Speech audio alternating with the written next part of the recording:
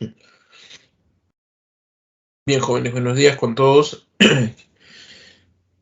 Bien, mi nombre, mi nombre es Johnny José Pacheco Quispe, soy profesor de la Facultad de Letras y de la Unidad de Posgrado de San Marcos, y bueno, y por supuesto profesor de la PRE. Me toca enseñarles a ustedes durante todo este ciclo, ¿no? Corto, ¿no? De, ¿cuánto? 9 semanas me parece. Eh, Curso de literatura, ¿no? Si es que no hay ningún cambio inesperado, ¿no? O algo que pueda suceder, ¿no? Vamos a ver todos los aspectos de la eh, características, ¿no? Historia de la literatura, eh, digamos, comentarios de algunos libros, ¿no?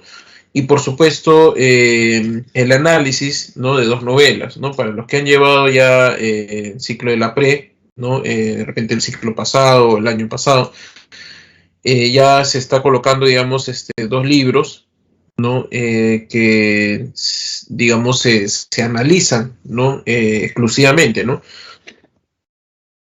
Así, durante la primera parte del curso, ¿no? Las primeras 4 semanas, lo que vamos a hacer es, digamos, revisar, ¿no? Historia literaria, ¿no? Un poco de literatura universal, ¿no? Como la clase de hoy, ¿no? Literatura española, hispanoamericana y peruana.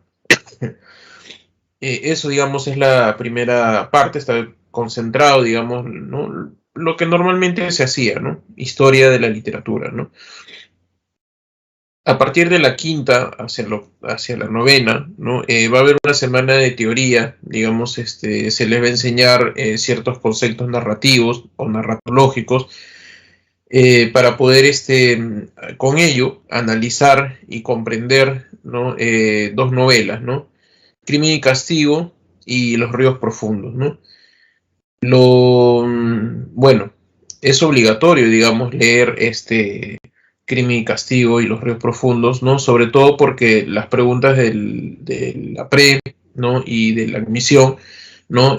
Toman como referencia estas novelas, ¿no? Lo que se hace es aplicar los conceptos, ¿no? De ideas de, por ejemplo, personajes, espacios, tiempo del relato, eh,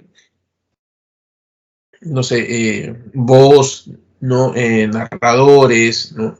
Entonces, eso, digamos, es lo que es, una vez explicada la teoría de los conceptos narratológicos, se aplican, ¿no? A las novelas, ¿no? Entonces, bueno, se les pide, ¿no? Que ustedes lean las novelas. No basta con el resumen, ¿no? Porque, digamos, ¿no? A veces se te puede preguntar por un personaje incidental, ¿no? Es decir, un personaje de orden terciario, digámoslo así, ¿no? Y en los resúmenes, ¿no? Que tú puedas leer, ¿no? Por más resumen que sea, digamos, ¿no? Crimen y Castigo tiene unas 400 páginas en promedio. Eh, un resumen, por más extenso que sea, normalmente habla de los personajes principales, ¿no? Secundarios, ¿no? Por ahí uno incidental, ¿no? O terciario, digámoslo así, ¿no? Y por ahí se te puede preguntar un personaje que ni se menciona, digamos, en los resúmenes, cómo vas a contestar, digamos, ese tipo de pregunta, ¿no? Entonces, lo más recomendable es que lean las novelas, ¿no? Nadie dice que las compren, ¿no? Porque las novelas están en PDF, ¿no? En internet. Y si, digamos, necesitan el PDF, de repente no encuentran alguna, ¿no? Que las dos están, ¿no? Los profesores en el multichat, ¿no? Pueden ustedes consultarles, ¿no? Y para que les puedan enviar, digamos, estas novelas, ¿no? En PDF.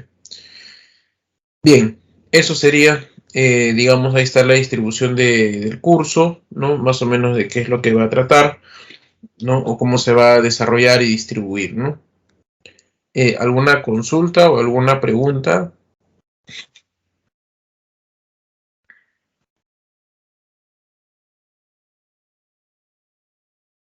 Ok, vamos a empezar entonces. Este es el temario de hoy día, como verán está sobrecargado, ¿no? Géneros literarios, ¿no? Gracias, géneros literarios, figuras literarias, la literatura griega, ¿no? Vamos a explicar un poco los orígenes de la literatura, ¿no? Y digamos, vamos a explicar cada género también, ¿no? Cómo se origina, cuáles son sus características. De las figuras literarias, cada figura también, ¿no? Las características. Luego pasamos a la literatura griega, ¿no? Su historia, ¿no? Un poco comprender, digamos, esta literatura, ¿no?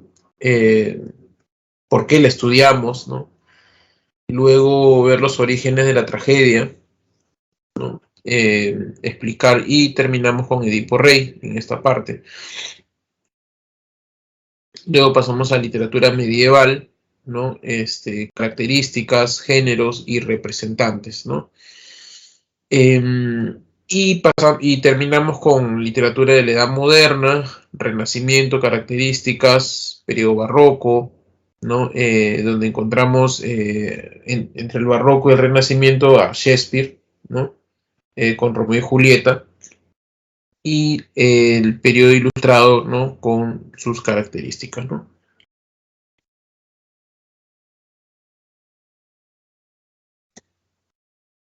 Bien, vamos a ver entonces ello, ¿no? Cualquier duda, por favor, consultan, para eso estamos. Bien, ¿de dónde viene la palabra literatura, digamos, ¿no? ¿A qué se refieren, a qué referimos cuando mencionamos la palabra literatura?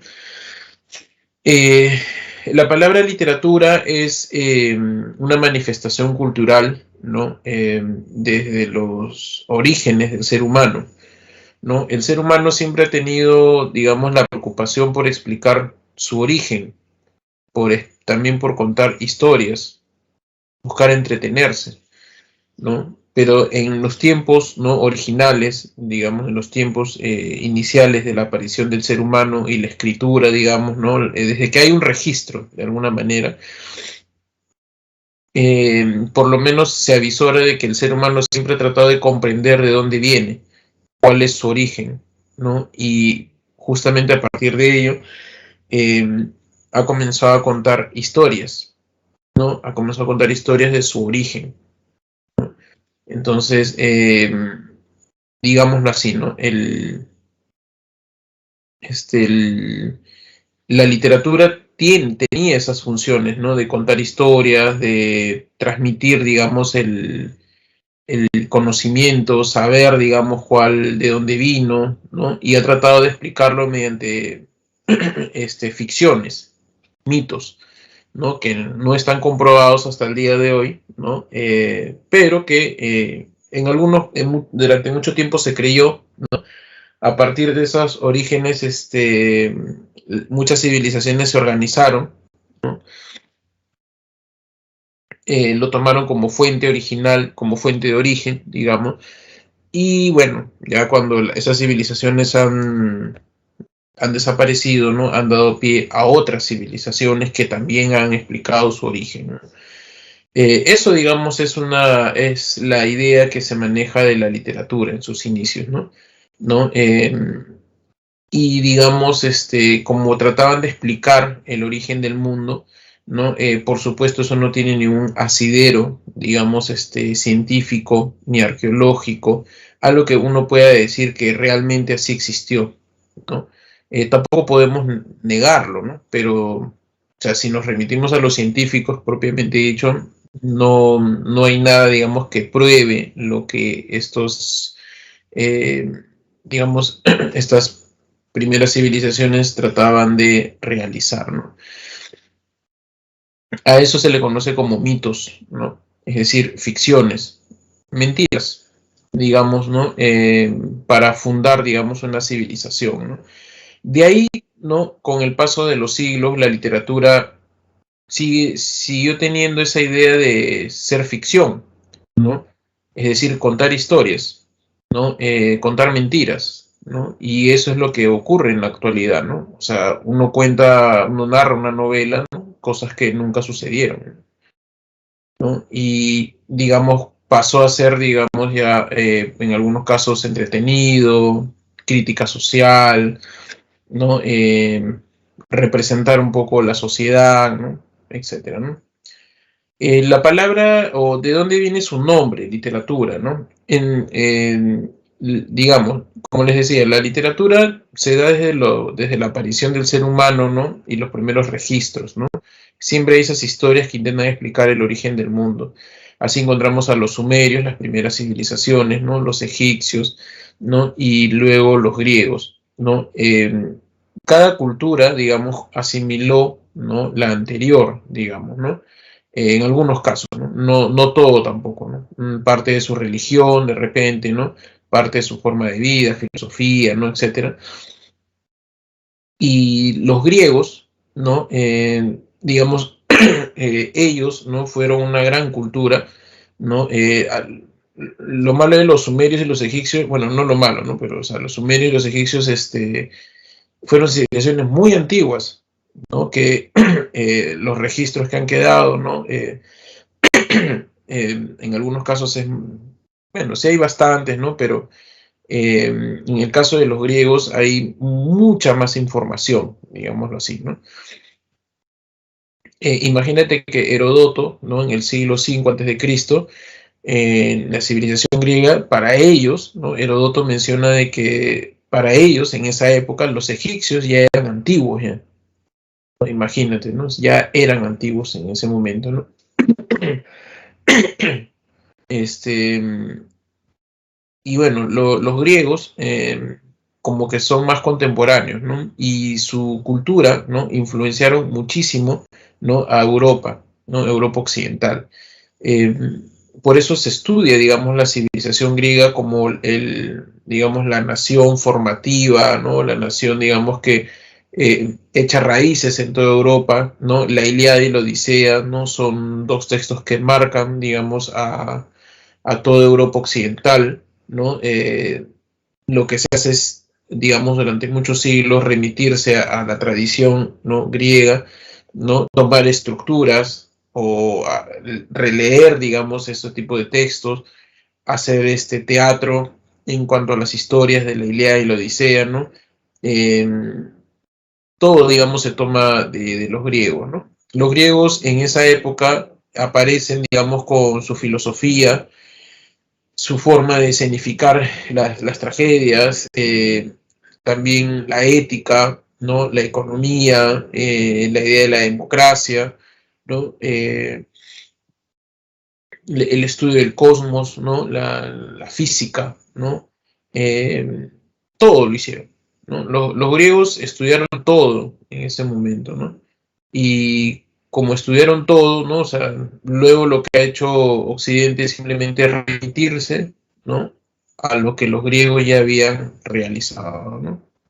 O sea, lo que ha hecho después de que desaparecieron los griegos antiguos es remitirse, digamos, a ello, ¿no? A lo ya tratado, digámoslo así, ¿no? No se ha creado nada luego de que los griegos hicieron todo al inicio de los tiempos, ¿no? En el siglo V específicamente, ¿no? Es el esplendor de los griegos, ¿no? Los griegos justo en ese siglo, el siglo V, ¿no? Antes de Cristo, habían ganado las guerras médicas, ¿no? Los persas eran un imperio que se estaba expandiendo, ¿no? Digamos, se produce la guerra con los griegos, ¿no? Y los griegos le ganan la guerra, ¿no? Me parece que le ganan las tres guerras, creo. Eso sí, el profesor de historia puede saber mucho mejor. Pero sí recuerdo que ganan las dos primeras guerras, digamos, médicas, ¿no? Y cuando eso ocurre, digamos, Grecia se encumbra como la mejor civilización occidental, ¿no? De aquel momento, ¿no? La mejor civilización, ¿no? Y con ello, digamos, comienza a trascender, ¿no? El siglo V es el llamado siglo de Pericles, ¿no? En ese siglo todo se hace, ¿no? Filosofía, economía, física, ética, literatura, ¿no? Es decir, se comienza a sistematizar todo el saber, ¿no? Antiguo, ¿no? Los griegos son como la bisagra, digamos, de todo el conocimiento antiguo, comienza a sistematizarse, ¿no? Por eso es importante, por eso los griegos son la cuna de la civilización occidental. En ese siglo, ¿no? Aparecen los filósofos como Sócrates, Platón y Aristóteles. Y Aristóteles es uno de los principales, ¿no? En el que uno puede notar de que o sea, él es el gran conocedor de esa época, ¿no? El gran civilizador, digámoslo así, ¿no? Y lo que va a ocurrir, digamos, es que él, ¿no? Sistematiza todo el saber, ¿no? Eh, por ejemplo, la filosofía, ¿no? En la metafísica, ¿no? La ética nicomaquea, por ejemplo, ¿no? También escribió tratados de lógica, ¿no? También tratados políticos, ¿no? En la política, por ejemplo, ¿no? Eh, y también escribió sobre literatura, ¿no? En ese tiempo, ¿no? En la Grecia antigua, literatura no se llamaba literatura, ¿no? Ese no era su nombre era poesía, ¿no? Poesía significa en griego antiguo creación, ¿no? Es decir, poesía es creación. Y el que creaba se le llamaba poeta, ¿no? Poesía no solamente se remitía, digamos, al aspecto literario, ¿no? Sino que poesía era toda la creación en general, ¿no? Por eso cuando uno lee los tratados de la época, al pintor se le llamaba poeta, porque creaba, digamos, ¿no? Poesía era, creabas literatura, pero también era, si eras un carpintero, creabas una mesa, eras un poeta, eras un creador, un escultor, un pintor, también creaban, también eran poetas. Por eso seguramente habrás leído en manuales cuando se habla de poetas trágicos, ¿no? Poeta trágico, poeta lírico, poeta épico, ¿no?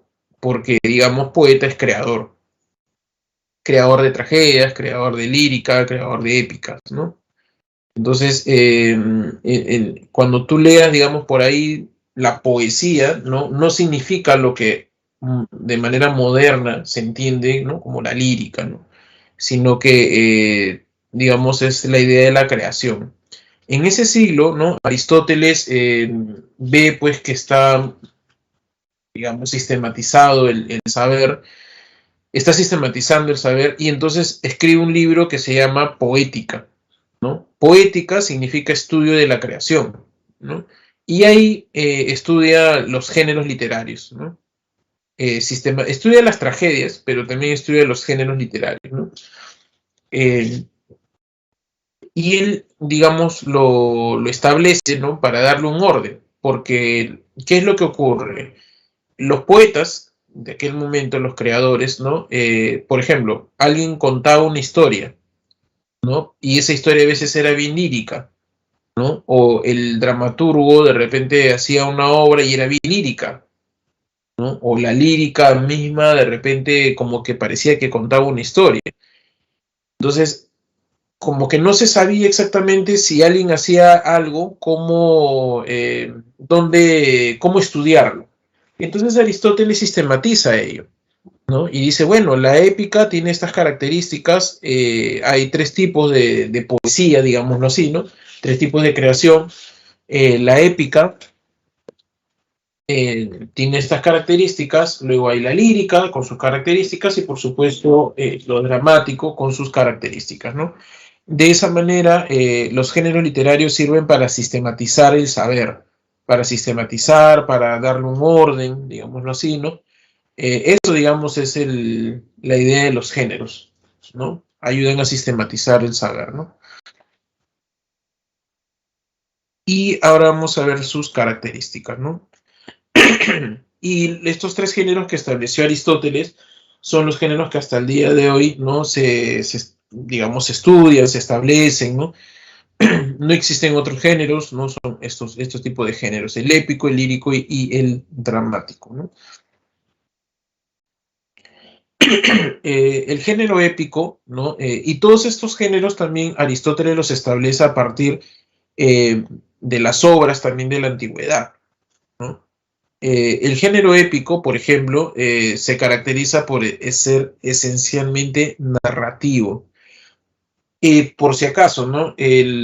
Si piensas de que digamos, la lírica se caracteriza por estar en verso, eso no lo tomes en cuenta porque en esa época y durante muchos siglos, ¿no? Hasta el siglo XVIII, XIX, por ahí, el, no, hasta el siglo XV, estos tres géneros se hacían en verso, ¿no? O sea, la tragedia, la épica y la lírica se escribían en verso.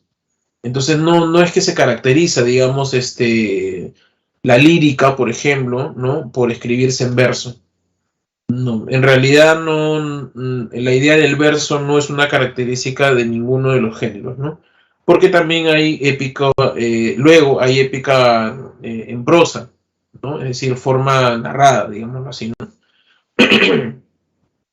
Este, bueno, entonces, cuando uno habla de esencialmente narrativo, quiere decir que narra, busca narrar, ¿no? Se busca narrar, ¿no? O sea, esencialmente narrativo porque narra una historia, digámoslo así, ¿no? Esa es la idea de narrar, ¿no? Y la épica busca narrar historias, ¿no? Como el caso de la Ilíada y la Odisea, ¿no? O sea, el caso de la Ilíada narra la guerra de Ilión, ¿no? La guerra de Troya, ¿no? Cuando Aquiles mata a Héctor, por ejemplo, ¿no? Cuenta una historia. La Odisea canta la historia de Odiseo, por ejemplo, ¿no? Y por eso esencialmente narrativo, ¿no? También hay otro texto, ¿no? Muy fundamental de aquel momento, ¿no? La, la Teogonía de Hesiodo, ¿no? La Teogonía de Hesiodo es el texto que explica el origen del mundo, ¿no? A partir del caos, ¿no? Está el caos al inicio, ¿no? Y luego lo que hay, digamos, es crear, ¿no? Urano y Gea aparecen del caos, ¿no? Y luego crean los titanes, luego los primeros, los dioses olímpicos, ¿no? Y luego los primeros seres humanos, ¿no? Ahí está el mito de Prometeo encadenado, por ejemplo, ¿no? El titán, ¿no? Que le dio el fuego al ser humano, ¿no? Entonces, la Teogonía de Hesiodo, la Ilíada y la Odisea de Homero, ¿no? Son los textos que, digamos, explica un poco el origen, ¿no? Del mundo, en el caso de Hesiodo. La Ilíada y la Odisea también hay pasajes de la explicación del origen del mundo, ¿no? Toma mucho la referencia, los aspectos del mito hesiódico, ¿no? Eh, También a partir de ello, digamos, se caracteriza por describir, ¿no? Por ejemplo, en la Ilíada hay un capítulo donde se describe el, el escudo de Aquiles, por ejemplo, ¿no? Se describe el escudo de Aquiles. No todo un capítulo, de 30 páginas, por ejemplo, ¿no? Entonces, también está eso, ¿no? La idea de la descripción. Pero también se describen no solamente objetos, sino espacios, ¿no? Por ejemplo, cuando se describe la ciudad troyana, o cuando se describe la cueva de Polifemo, ¿no? También se describen personas, ¿no? Por ejemplo, cuando describen a Odiseo, a Héctor, a Aquiles, ¿no? O sea, por eso es descriptivo, digamos, ¿no?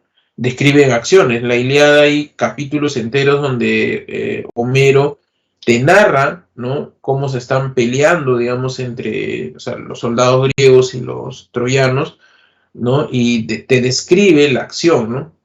Muerte tras muerte, ¿no? Es bien descriptivo, Homero.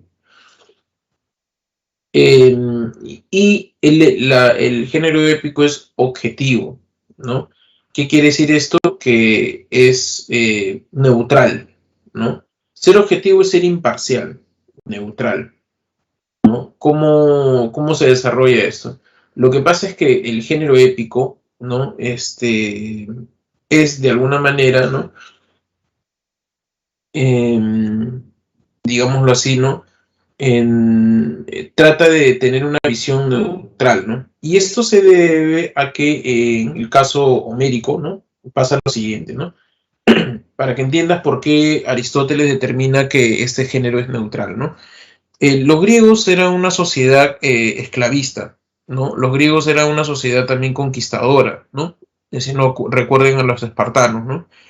Ellos cuando conquistaban un territorio, ¿no? Esclavizaban a la gente, ¿no? Y ellos tenían pues ciertas funciones para los esclavos, ¿no? Eh, para que entiendas un poco, ¿no? La sociedad griega era una sociedad aristócrata, ¿no? Es decir, se desarrollaba la idea de la democracia, pero ojo que hay que comprender a qué le llamaban democracia a ellos, ¿no? Era la democracia que todos tenían derecho a votar, a decidir, ¿no? Decidir, etcétera. Pero hay que recordar que no todas las personas eran ciudadanos griegos. Para ser ciudadano griego, digamos, tu padre y tu abuelo y tu bisabuelo tenían que ser griegos, ¿no? Si por ahí tu abuelo, tu padre, tu bisabuelo eran de otra, o sea, venían de otra ciudad, no eras griego. Tenías que tener cierto estatus social también, ¿no? Entonces existe como que la aristocracia, ¿no? Que es la que domina el país, la que gobierna, la que tiene el derecho a voto, el que ejerce la democracia, el pueblo, que no tiene ni voz ni voto, y la esclavitud, el esclavo, ¿no? Que no es considerado ni siquiera persona. Los griegos, ¿no? La aristocracia, ellos no hacían nada, ¿no? O sea, ellos tenían a los esclavos que hacían todo, ¿no? Tenían al administrador, digamos que era alguien del pueblo, ¿no? Y ellos simplemente no hacían nada, o sea, eran como que iban a cobrar las regalías, ¿no? Algo así, ¿no? Por eso tenían tiempo, pues, para escribir, para reflexionar, para filosofar, mirar el cielo, ¿no? Y describir la naturaleza, ¿no? Por eso tenían tiempo, ¿no? Y bueno, los ciudadanos griegos, ¿no? Cuando conquistaban los territorios, ¿no? Y esclavizaban a las personas, ¿no? Había un grupo que se iba, pues, digamos, a trabajos forzados, ¿no? Trabajos así de mayor exigencia física, digamos, así, ¿no? Y había otro grupo, digamos, que de repente era mayor, ancianos o tenían alguna discapacidad, ¿no? Entonces ellos tenían otras funciones, ¿no? Una de esas funciones, por ejemplo, era entretener a los reyes griegos, ¿no? A los reyes o a los aristócratas, ¿no? En los banquetes, por ejemplo, contando historias, ¿no? De repente de las conquistas griegas, ¿no? Haciendo elogios tal vez, ¿no? Etcétera, ¿no? Cuando contaban una historia, estas personas, estos poetas, ¿no? Eran esclavos, eran poetas esclavos que cantaban, digamos, las conquistas griegas, ¿no? El poeta esclavo sometido por los griegos, ¿ustedes creen que va a cantar fervorosamente o de manera como elogio a lo que hicieron los griegos con su pueblo? Me parece que no, ¿no? O sea, cantaban nomás, pero tampoco podían hablar mal de los griegos, porque si no los mataban, pues, ¿no?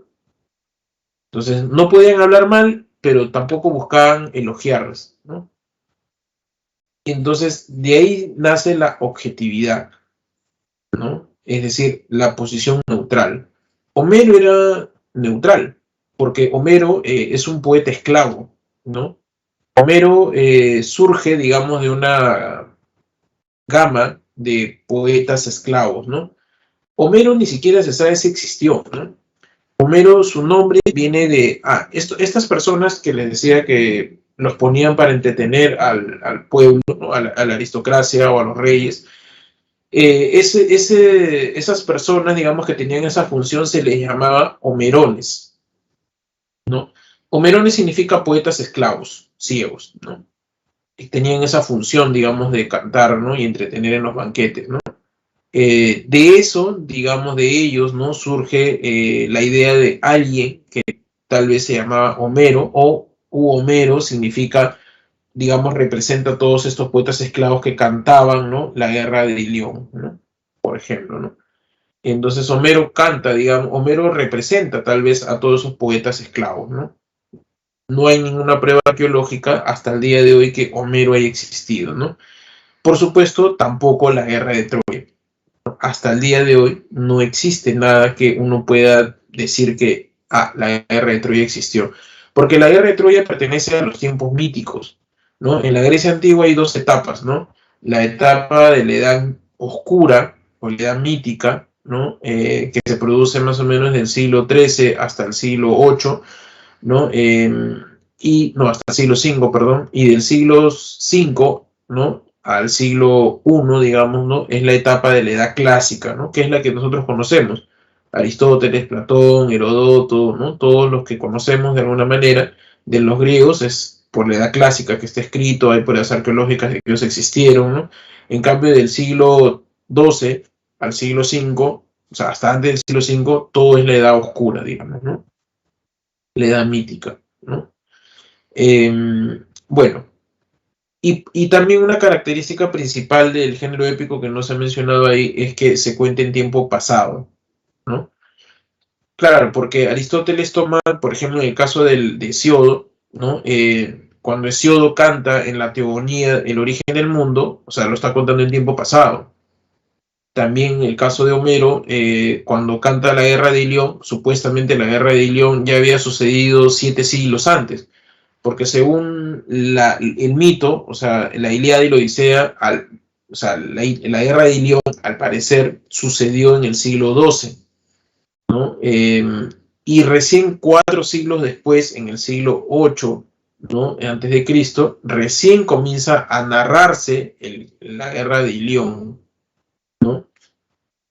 Y después del siglo VIII, ¿no? Recién en el siglo V, o sea, 300 años después, comienza a escribirse, ¿no? La Ilíada y la Odisea, ¿no? Y otros textos, por supuesto. ¿Por qué? Lo que pasa es que Pericles decide, digamos, escribir, ¿no? O sea, manda a escribir, ¿no? En los textos, porque tenía temor a que esa tradición se pierda mediante la oralidad, ¿no? O sea, la memoria es frágil, ¿no? Y podía perderse. Entonces lo manda a escribir, y eso es lo que ha sobrevivido, digamos. Bien, esos más o menos son los orígenes para que se entienda un poco, ¿no? El género épico. El género lírico es lo que tú conoces en la actualidad como poesía, ¿no? Poesía, digamos, o la lírica, ¿no? Es la expresión, digamos, de sentimientos, ¿no? De los sentimientos, las emociones, expresas tu mundo interior, ¿no? Eso, digamos, es el género lírico, ¿no? El género lírico es subjetivo, es decir, es parcializado. El género lírico no es objetivo, sino que es parcializado. Busca, digamos, expresar, ¿no? La subjetividad, ¿no? El momento, la emoción, digamos, de una persona, ¿no? En ese momento que está atravesando, ¿no? El poeta lírico no busca ser objetivo, sino que busca expresar su subjetividad, sus emociones, sentimientos. Así, por ejemplo, si ha muerto una persona, eh, puede realizar una elegía, ¿no? Y puede tener un lamento profundo, ¿no? De la muerte de esta persona. De repente elogia, de repente admira a alguien, ¿no? Y entonces puede crear una loa, ¿no? Es decir, un poema de elogio, ¿no? Como el poema de Melgar a Baquíjano y Carrillo, por ejemplo, ¿no? Oda, ¿no? Al conde de la Vista Florida, por ejemplo, ¿no? Eh, de repente el poeta ha sufrido penurias de amor o desamor, escribe sobre ello, ¿no? Melgar, ¿no? Sus yarabíes, o de repente Neruda, con los 20 poemas de amor, ¿no? Entonces expresan, digamos, lo que están sintiendo, ¿no? En aquel momento, ¿no? El género dramático, por otro lado, ¿no? Es lo que tú conoces en la actualidad como teatro, ¿no? Aparicio, gracias por la pregunta. Las canciones, género lírico, podrías decirlo. Pues las canciones no están dentro de la literatura, digámoslo así, ¿no? O sea, la letra, digamos, de la canción, sí. O sea, podría decirse que la letra es género lírico, ¿no? Pero la canción propiamente, o sea, con la música y todo eso, no. Eso es otro arte, no es literatura, ¿no? Porque incluso Aristóteles en la política, ¿no? Cuando estudia, digamos, la conformación del Estado, establece que hay literatura y música, ¿no? O sea, son cosas muy distintas, ¿no? La letra podría tomarse como literatura, parte del género lírico, pero la canción, cuando hablamos de canción, o sea, música y letra, no es literatura, ¿no? La letra sí, pero la canción como manifestación No. Incluso el teatro, ¿no? El teatro, o sea, digamos, la performance del teatro, la puesta en escena del teatro, tampoco es digamos, es otro tipo de manifestación, así como existe la música, también existe el teatro, digamos, ¿no? El texto del teatro, ¿no? O sea, lo que representan, lo que dialogan, eso es literatura, ¿no? No sé si me dejo entender, o sea, la escritura es la literatura, la puesta en escena ya no es literatura, eso es otro arte ya, ¿no? Igual la música con su canción, ¿no? Todo ello, digamos, es otro arte, pero la letra sí es género lírico, ¿no? El escarnio de personajes públicos se presenta en el género lírico. El escarnio, pero el escarnio no es un, o sea, es como si me estuvieras preguntando, ¿la burla es es del género lírico? Algo así me preguntas, creo. Porque si tú me pones así, es como yo entiendo que, profesor, la risa es del género lírico, porque eso es lo que me estás preguntando, ¿no? La burla, la ironía, ¿no? Eh, no es una manifestación, ¿no? O sea, si me preguntas escarnio, en realidad ni siquiera es parte de la literatura, ¿no? O sea, no es nada literario, digamos, ¿no? Si me preguntas la ironía, esa es una figura literaria, ¿no? Creo que tengan cuidado, chicos, están que se confunden, pero gracias por la pregunta, ¿no? Por ejemplo, los poemas tristes, digamos, son elegías. Eh, Poemas de elogio, digamos, son odas. Poemas ahí como que tratan de mostrar cierta reflexión, ¿no? Los epigramas, digamos, ¿no? Por ahí, tipo refrán, ¿no? Gracias, Sara. Como les había mencionado, Homero no hay ninguna prueba arqueológica de que Homero haya existido, ¿no? O sea, Homero incluso parece que nunca existió, ¿no? Y como les mencioné, Homero, su nombre viene de Homerones, que es poeta, esclavo, ciego, ¿no?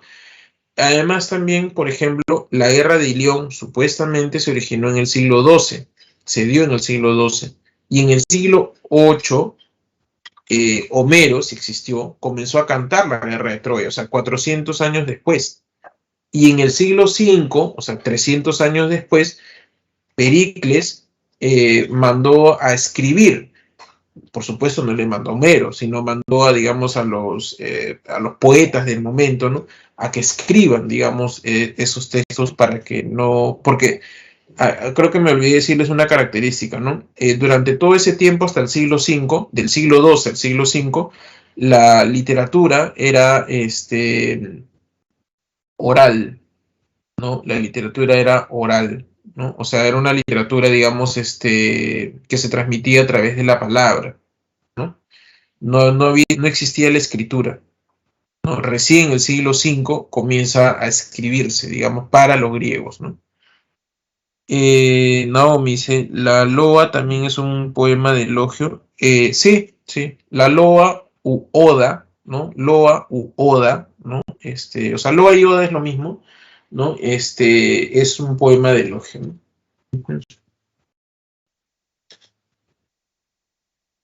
Bien, el género dramático, como les decía, es el teatro, ¿no? El teatro, digamos, como ustedes lo conocen, ¿no? El teatro actual, ¿no? Lo que analizamos aquí, ojo, es la escritura, ¿no? El género dramático, digamos, el guión, por decirlo de alguna manera, ¿no? Se caracteriza porque hay movimiento, los personajes se están moviendo de un lugar a otro, ¿no? Y cuando tú lees, digamos, el teatro, vas a encontrar la referencia que dice entre Edipo, sale Edipo, entra Yocasta, sale Yocasta, ¿no? En la representación teatral tú ves eso, que están entrando y saliendo, se están moviendo, digamos, de alguna manera, ¿no? Eh, También otra de las características del género dramático es los diálogos. Siempre están dialogando, ¿no? Siempre están... la obra teatral, digamos, la obra del género dramático, 100% es diálogos, guiones, ¿no? O sea, eso es lo que se caracteriza. Ahí no hay descripciones, ¿no? O sea, no hay un narrador que cuente una historia. los mismos personajes hacen su historia, dialogan. Los personajes hasta te cuentan una historia, pero sus historias. Ellos no hay un narrador que, así tipo Homero, ¿no? Que canta, digamos, la cólera de Aquiles, ¿no? Está contando, ¿no? Y por momentos le da la voz a Aquiles, ¿no? Y sigue narrando. No, acá no hay eso. O sea, los personajes mismos dialogan, los mismos personajes escriben, digamos, ¿no? Perdón, hablan, ¿no? Su vida, ¿no? Porque es objetivo y subjetivo a la vez. Miren chicos, el género dramático, digamos, tiene estas dos características por algo muy sencillo. Los griegos antiguos consideraban de que todos los mitos, ¿no? Eran históricos, es decir, que esos mitos habían sucedido realmente. Es decir, para ellos la guerra de Troya siempre sucedió. Ellos no consideraban de que eso no había existido, ¿no? Ellos consideraban de que la guerra de Troya era algo que sí realmente ocurrió. Así lo consideraban ellos, ¿no? Hasta el día de hoy, ¿no? No hay ninguna prueba que nos mencionen de que eso realmente existió, ¿no? Ustedes dirán, profesor, pero Schliemann descubrió la ciudad de Troya. Espera, ¿ya? Si has escuchado eso, tienes que entender bien el descubrimiento de Schliemann, ¿no? Schliemann realmente no descubrió la ciudad de Troya. Digamos, en el lugar donde él descubre la ciudad de Troya, ¿no? Él, digamos, él descubrió una ciudad troyana, ¿no? Pero que 700 años después de la ciudad homérica, supuestamente. O sea, la ciudad de Troya que él descubrió no era la ciudad de Homero, sino que era una ciudad, digamos, asentada 700 años después. Ustedes me dirán, profesor, pero no es lo mismo. No es lo mismo. O tú crees que la ciudad de Lima es 700 años igual, ¿no? Que antes. O sea, imagínate, la Lima de 1300 es igual a la Lima actual, pero que no. Entonces, no tiene nada que ver, ¿no? Luego de Schliemann, ¿no? Varios arqueólogos han descubierto que hay como varias capas, digamos, ¿no? Y hay digamos, una ciudad que aparentemente coincide, digamos, ¿no? O sea, digamos, el registro histórico, Homero canta la guerra de Troya del siglo XII. Ya, hay una ciudad troyana, que es Troya 7, ¿no? Que posiblemente sea la ciudad homérica, pero, o sea, está la capa, digamos, ¿no?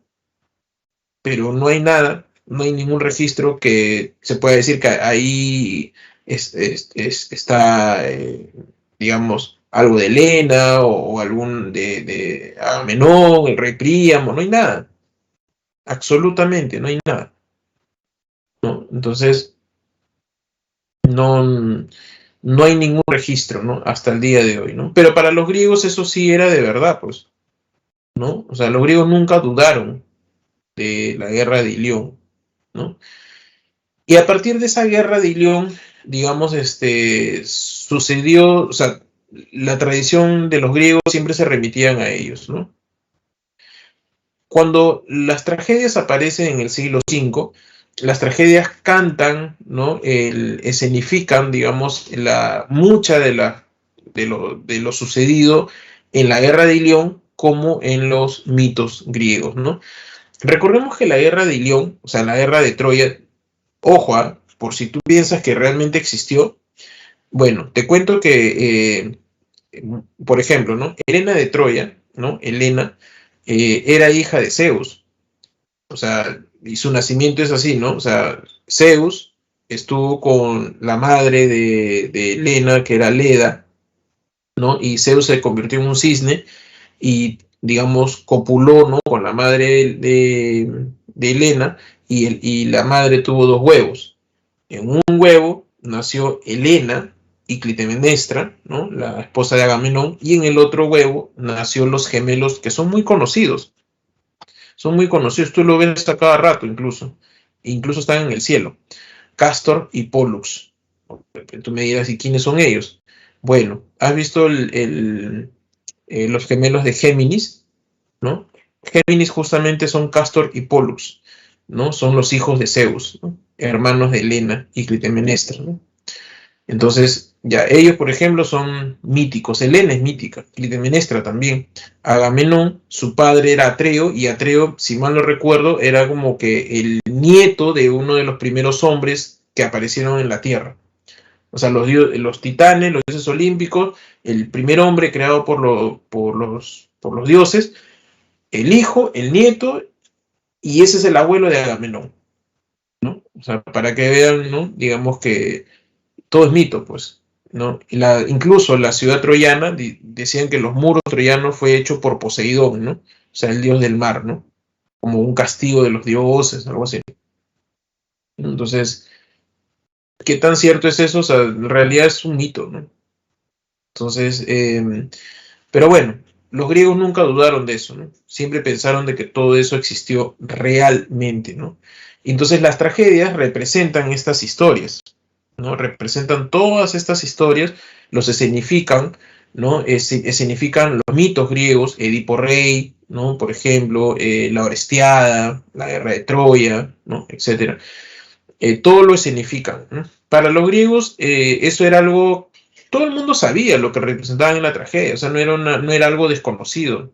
Todos sabían que Edipo se iba a arrancar los ojos al final de la tragedia. Todos sabían que Yocasta se iba a suicidar al final. Todos sabían de que Orestes iba a matar a su madre Clitemnestra. Los griegos no veían nada nuevo en eso, ¿no? Sino que se conmovían, digamos, por la representación, ¿no? Eh, Como la tragedia, digamos, representa algo conocido, ¿no? Es decir, los dramaturgos no alteran, ¿no? Lo conocido, o sea, se muestran objetivos en esa parte, ¿no? Porque toman supuestamente un hecho que ha sido histórico. La muerte de Clitemnestra es algo que todo el mundo conoce y ellos no pueden alterar eso, o sea, no pueden alterar, digamos, de que, uy, Orestes fue a matar a su madre y al final no pudo y Clitemnestra mató a su hijo, ¿no? Porque eso no sería ser objetivo, ¿no? O sea, son objetivos los dramaturgos porque cuentan, digamos, algo que sucedió históricamente para ellos, ¿no? Profesor, pero ¿por qué es subjetivo a la vez?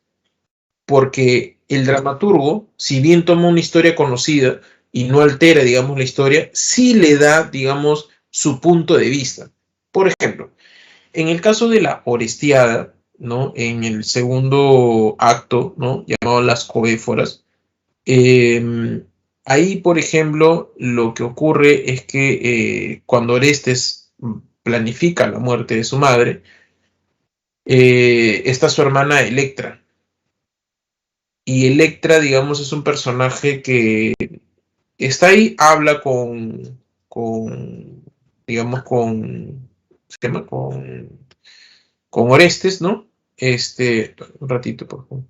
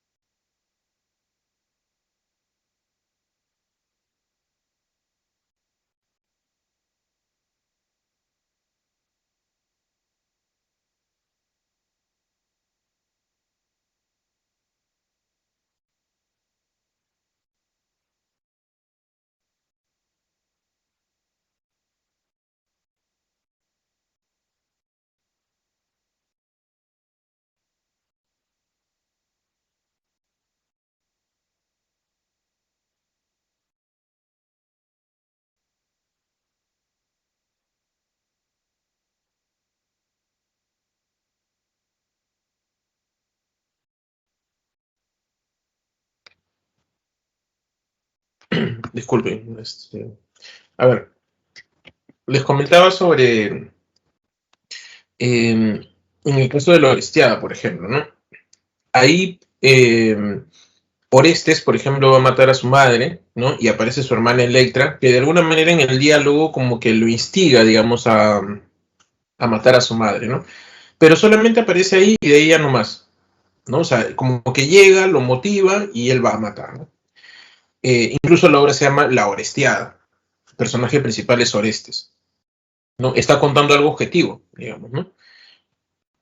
Pero en ese caso, por ejemplo, el punto de vista está, o sea, presta más atención en el caso de Orestes. Pero si leemos Electra de Eurípides, la obra está enfocado en Electra, en el personaje de Electra,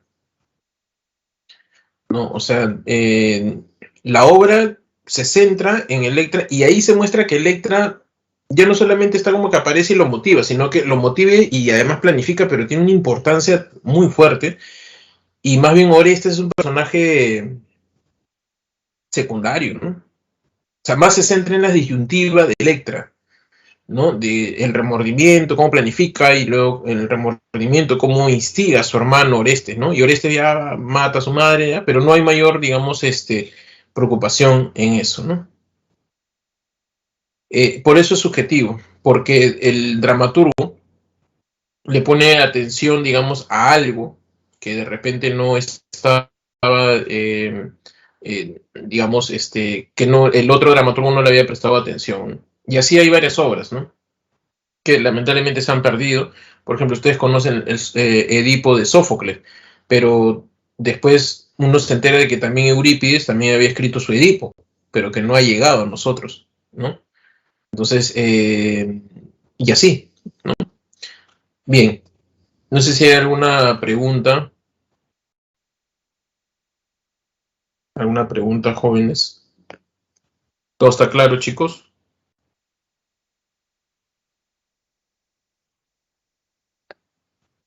¿Todo claro?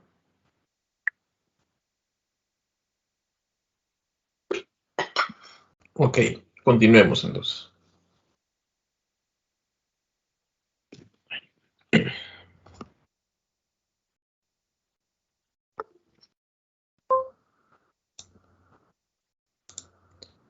Bien, ahora vamos a ver las figuras literarias. ¿Para qué sirven las figuras literarias?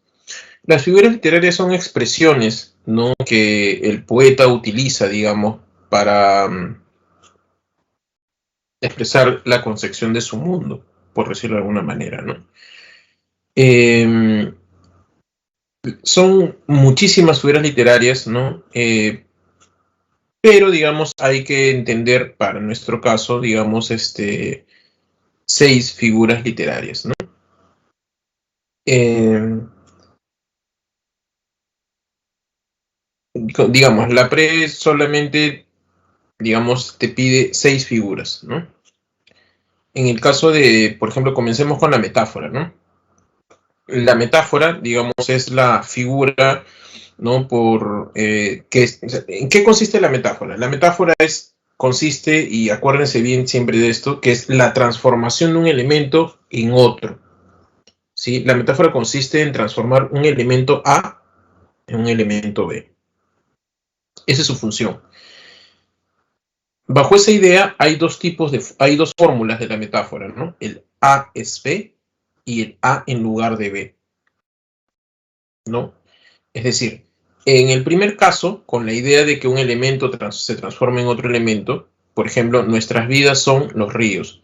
En esta fórmula se utiliza el verbo copulativo ser o estar, que permite la transformación de un elemento en otro, ¿no? Nuestras vidas son los ríos, es decir, el poeta concibe de que las vidas, ¿no?, se han transformado en ríos, y así él lo concibe. Nuestras vidas, o sea, las vidas, son a partir de ese momento los ríos, ¿no? Es como si cuando tú escuchas la frase, tus ojos son dos luceros. O sea, para el poeta, los ojos han dejado de ser ojos y se han convertido en luceros. O tus ojos son dos estrellas, ¿no? ¿No? Los ojos dejan de ser ojos para convertirse en estrellas, ¿sí? ¿Hay alguna consulta o pregunta? Hasta ahí, por favor, porque para explicar bien la otra metáfora. No sé si está claro, por favor.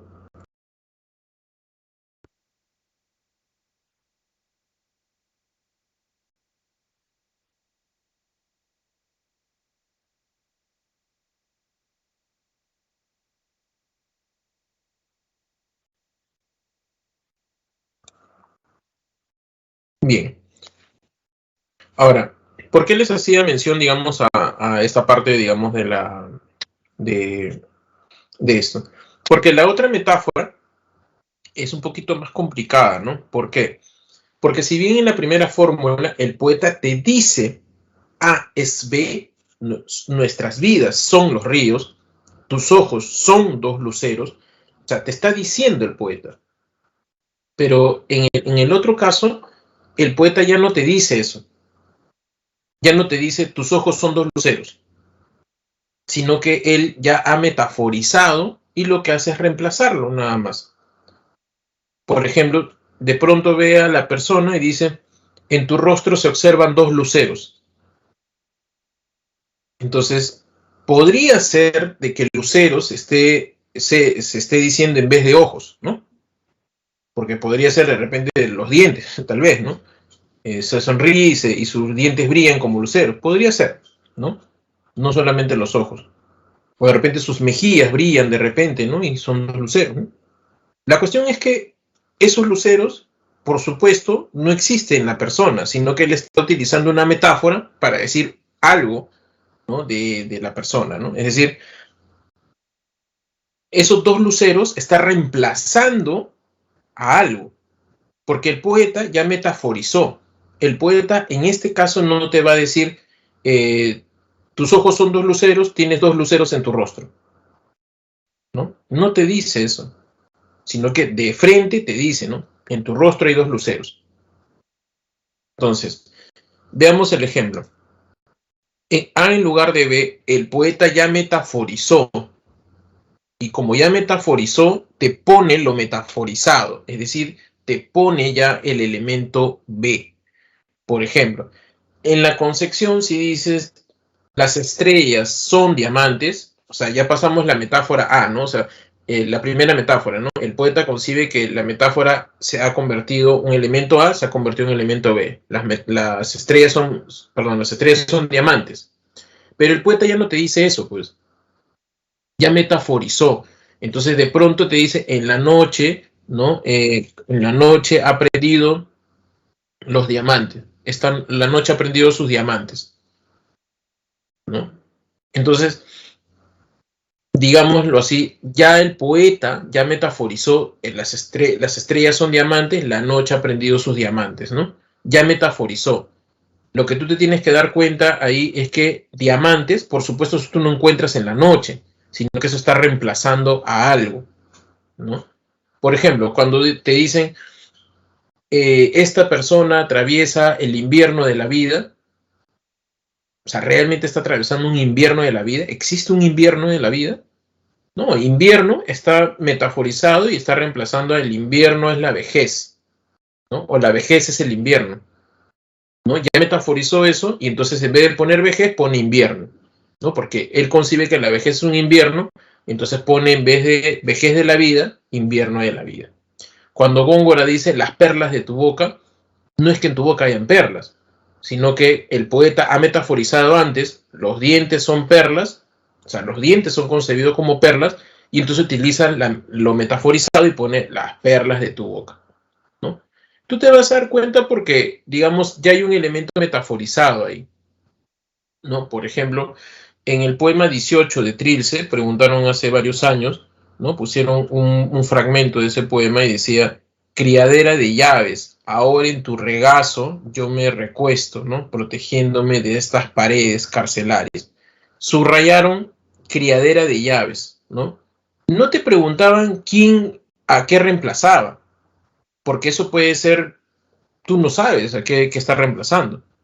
Te preguntaban, ¿qué figura literaria hay ahí? Criadera de llaves, eso estaba subrayado. Criadera de llaves, ahora en tu regazo, ¿no? Me recuesto, que me protege de estas paredes carcelarias, ¿no? Y subrayado criadera de llaves, preguntaban, ¿qué figura se observa ahí?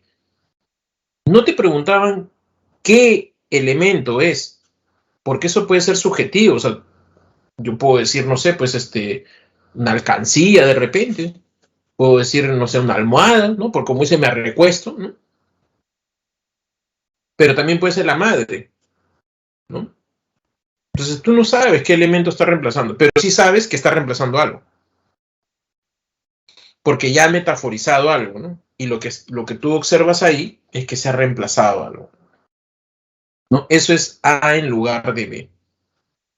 ¿Alguna consulta? Por favor. Esta metáfora es un poquito complicada, por eso insistía en ello. ¿Todo claro, por favor?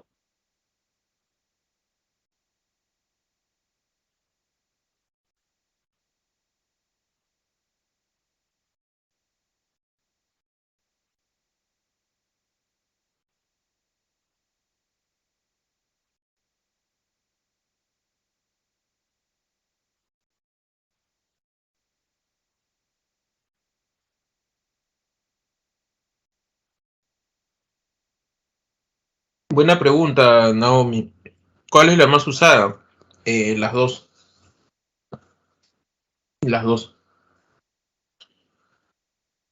César, ¿están lloviendo estrellas o solo usted cayó del... ¿Qué? Ah, claro, están lloviendo estrellas. ¿Qué figura literaria habría ahí? Una metáfora, pues, ¿no?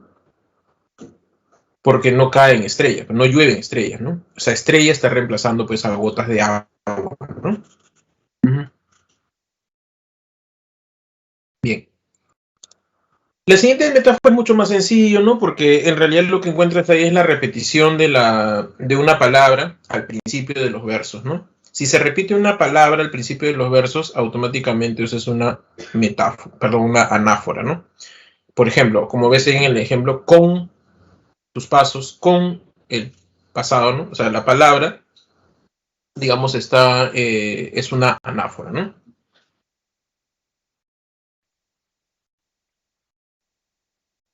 ¿No? Entonces, si se repite al inicio de un verso una palabra, eso es automáticamente una anáfora, ¿no?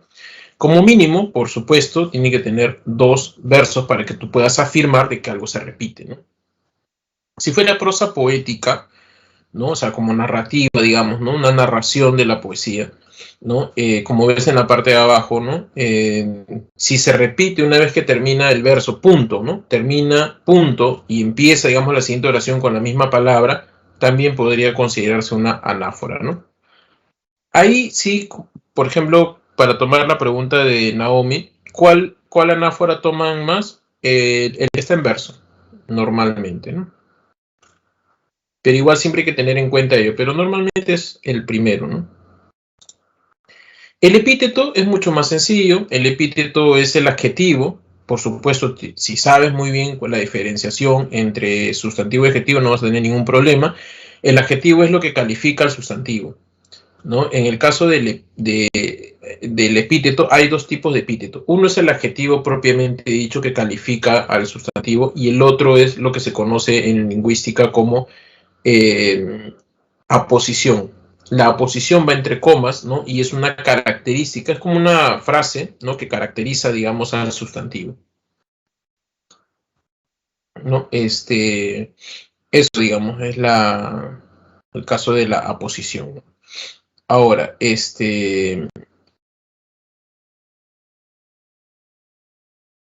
por ejemplo, el epíteto, ¿no? Es digamos, representa, digamos, califica al sustantivo, ¿no? Por ejemplo, y caracteriza, ¿no? Por ejemplo, el flameante fuego, ¿no? El fuego siempre es flameante, ¿no? Digamos, el árbol verde o la planta verde, ¿no? O sea, eso siempre caracteriza, por ejemplo, ¿no? Eh, en el caso de la posición, también siempre caracteriza, pero esto es una perífrasis, ¿no? Por ejemplo, iba entre comas, ¿no? Por ejemplo, Rodrigo Díaz de Vivar, coma, el sí campeador, coma, nunca perdió una batalla. Eso que está entre comas, ¿no? Nunca perdió el sí campeador, es caracteriza siempre. Aquiles, coma, el de los pies ligeros, coma, mató a Héctor, ¿no? Héctor, el coma, el de tremolante casco, coma, defendió la ciudad de Troya, ¿no? ¿No? Entonces, eso, digamos, también es un epíteto. Hay dos tipos de epítetos.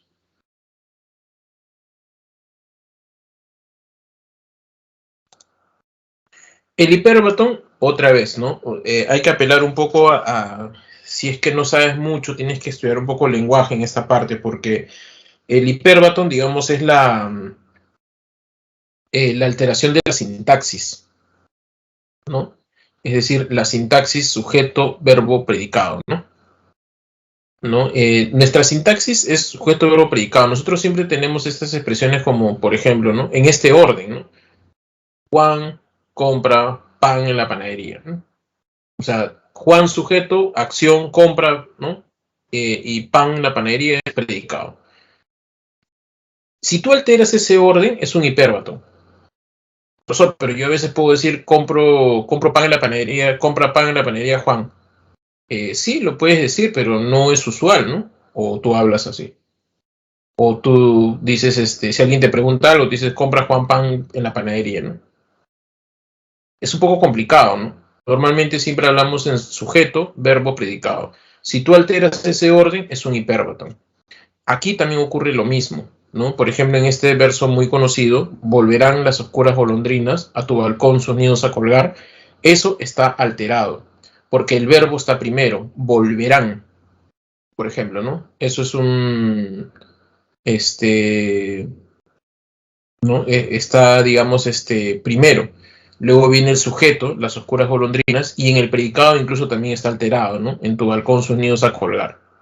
Si tú lo ordenas, vendrían a ser las oscuras golondrinas, sujeto, volverán, verbo, a colgar sus nidos en tu balcón, todo el predicado.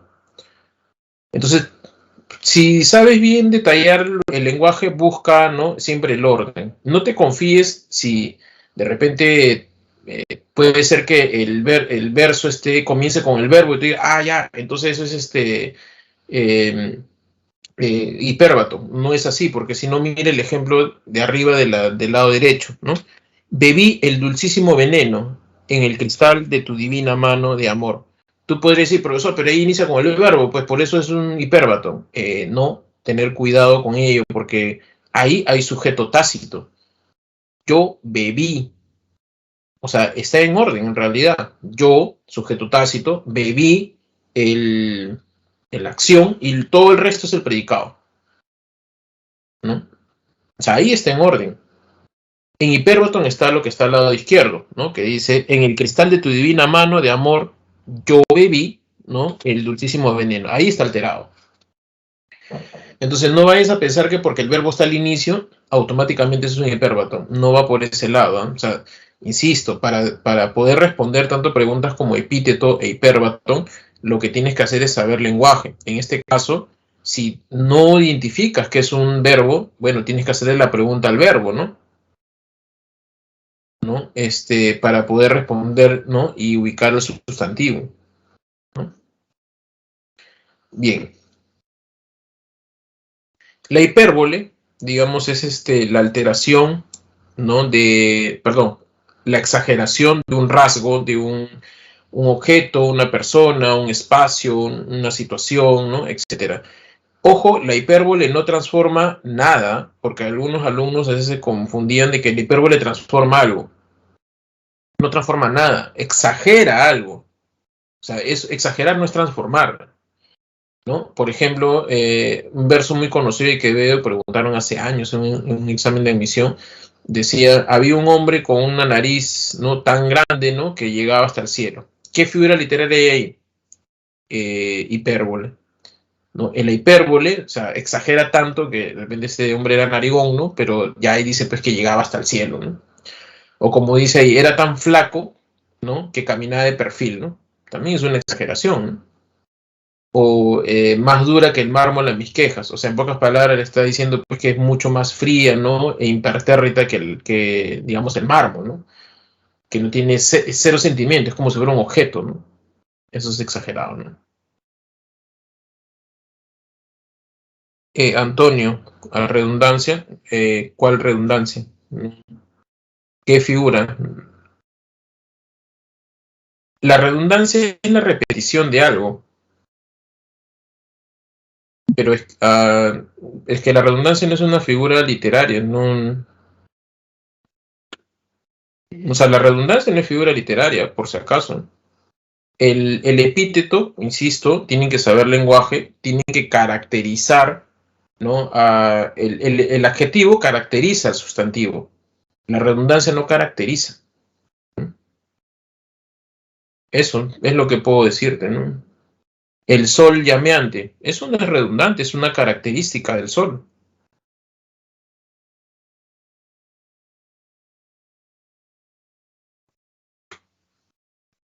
Verde hierba. Claro, ¿tú consideras que eso es redundante? Te pregunto. ¿Tú crees que eso es redundante? ¿O es una característica? Redundancia es cuando tú dices, por ejemplo, eh, hablas con tu boca, ¿no? Ves con tus ojos. Eso es redundante. Pero verde hierba no es redundante, es una característica, digamos, ¿no? El epíteto puede estar en una proposición subordinada adjetiva. A ver, chicos, ¿por qué se complican con esas cosas? O sea, no estamos en curso de lenguaje, ojo. La proposición subordinada adjetiva es otra cosa. O sea, sinceramente se complican ustedes, o sea, no sé, están tratando de entender lenguaje con epíteto, yo no sé qué relación hay, la verdad. No, es como si me dijera, profesor, el hipérbaton se relaciona con la alocución verbal de la diéresis. O sea, es un poco más si me has dicho eso, ¿no? Entonces yo digo, ¿qué tiene que ver el hipérbaton con la locución verbal de la diéresis? En verdad, chicos, no sé por qué se complican ustedes. No deberían ustedes tratar de llevar un tema hacia otro tema. No, son cosas muy distintas. Así como proposición subordinada adverbial, ¿no? Es como si tú me preguntaras, profesor, el adjetivo, ¿cómo se relaciona con el gerundio en pretérito?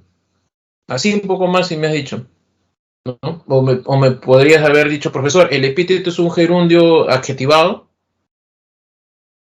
¿Qué tiene que ver? No tiene nada que ver. Más o menos así es tu pregunta, ¿no? Profesor, ¿el epíteto también puede ser un gerundio adjetivado? No tiene nada que ver, son cosas muy distintas, son análisis distintos, son cosas diferentes. El hecho de que ahí diga proposición subordinada adjetiva, como es adjetivo, entonces es un epíteto. Son cosas distintas, eso no tiene nada que ver con el epíteto. Sí, chicos, tengan cuidado, no se compliquen con esas cosas. Bien, les decía con la cuestión del símil, ¿no? El símil, en pocas palabras, es una comparación. El símil es comparar, ¿no?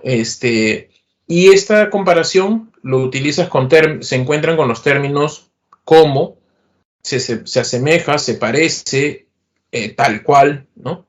Eso, digamos, es el símil, ¿sí? La luna es como, ¿no? Ese conector determina, digamos, la comparación. Porque no te está diciendo que la luna, digamos, se ha transformado en el otro elemento, sino te dice es como, ¿no? Se asemeja, no está diciendo que la luna es un disco de plata, ¿no? Se asemeja, se parece, tal cual, ¿no? Como, ¿sí?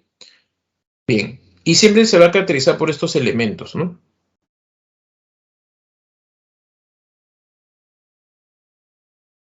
Bien, ¿alguna consulta, pregunta?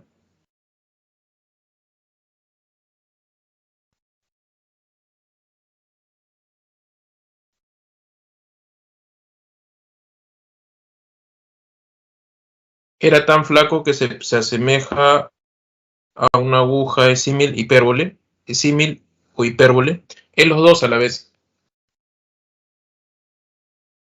es los dos. Lo que pasa es que una figura literaria a veces puede tener una, dos, hasta tres en una, ¿no? Nosotros los estudiamos por separado, pero a veces, no digo que siempre, a veces puede coincidir de que haya en ese verso dos, tres, ¿no? Figuras, ¿no? Ahora ustedes dirán, profesor, ¿y cuál escojo? Bueno, por un lado, cuando uno les va a poner la pregunta en el examen, por supuesto uno les va a poner un verso que solo hay una figura, ¿no? Si es que, ¿no? De repente, como tú has puesto ahí, de repente nosotros pongamos la pregunta que haya dos figuras, en las alternativas vas a encontrar alternativas con dos figuras. A, símil e hipérbole. B, metáfora y anáfora, ¿no? Y así, ¿sí? ¿Todo bien, chicos? Normalmente se les pone una, pero tampoco se descarta que se pueda colocar un verso con dos figuras, ¿no? A veces una buena idea. Gracias por la sugerencia. Varias veces ha venido en realidad, ¿no? Bueno, el- la historia de la literatura está basada en la historia también de la humanidad, ¿no? Está una edad antigua y está la literatura antigua, ¿no? No tenemos una fecha de inicio de la edad antigua porque no tenemos registros históricos de cuándo se inició, digamos, ¿no? Ello. Por supuesto, la literatura tampoco, ¿no? Además era oral. La edad antigua se caracteriza por ser oral, ¿no? Y se transmite a través de la palabra y el pensamiento es mítico, ¿no? Ficción, digamos, ¿no? Mucho de lo que se cuenta, no hay ninguna prueba hasta el día de hoy que todo eso que se narra haya existido, ¿no? Eh, Luego, con la caída del Imperio Romano de Occidente, Roma, ¿no? Cae, digamos, el pensamiento antiguo y empieza un pensamiento medieval, ¿no? Caracterizado por el teocentrismo, es decir, caracterizado por la creencia en Dios absolutamente, ¿no? Profesor, yo creo en Dios en la actualidad, no es lo mismo. En ese momento la creencia en Dios era pues absoluta, ¿no? Dios, tú le tenías terror a Dios, ¿no? Dios estaba a tu costado, Dios te vigilaba, Dios guiaba tu destino estaba, o sea, ya estabas predestinado a hacer algo, ¿no? Digamos, eso es el pensamiento teocéntrico, ¿no? Eh, con la caída del Imperio Romano de Oriente, a mano de los turcos otomanos, empieza la Edad Moderna compuesta por tres periodos. El periodo renacentista del siglo XVI, el periodo barroco del siglo XVII y el periodo ilustrado del siglo XVIII, ¿no? En este periodo, digamos, hay todo un despertar del ser humano, ¿no? Hay una vuelta a los clásicos antiguos, ¿no? A los clásicos griegos, hay un vacío religioso y hay una apuesta por el racionalismo, ¿no? Con la Revolución Francesa, ¿no? Termina la Edad Moderna y empieza la Edad Contemporánea. Bien, empecemos con la literatura griega. La literatura griega, como ya les mencioné al inicio, es la cuna de la civilización occidental, ¿no? La formación, digamos, de nuestra base, de nuestra sociedad cultural en general, ¿no?